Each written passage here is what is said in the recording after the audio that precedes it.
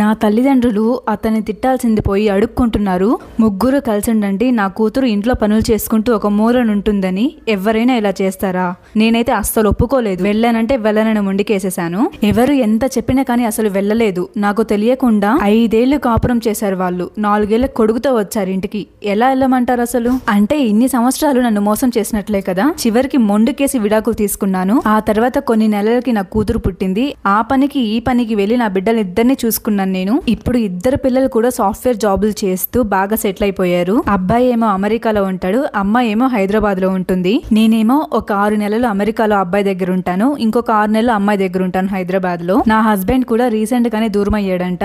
అతనికి బాలేక హాస్పిటల్లో చూపించుకోవడానికి కూడా డబ్బులు లేక నా కొడుక్కి కాల్ చేస్తే నా కొడుకు ఆపరేషన్ కి డబ్బులు వేశాడు. అదే కాకుండా అప్పటి నుంచి నెల 30,000 పంపించేవాడు అతనికి. నా పిల్లల చదువుల్లో అసలు ఒక్క రూపాయి అంటే ఒక్క రూపాయి కూడా హెల్ప్ చేయలేదు అతను. అతనికి పుట్టిన కొడుకేమో గాలికి తిరుగుతూ ఉన్నాడు. నా కొడుకు ప్రతి నెల వాళ్ళకి డబ్బులు పంపిస్తూ ఉంటే వాళ్ళేమో ప్రతి నెల కూర్చొని తింటున్నారు.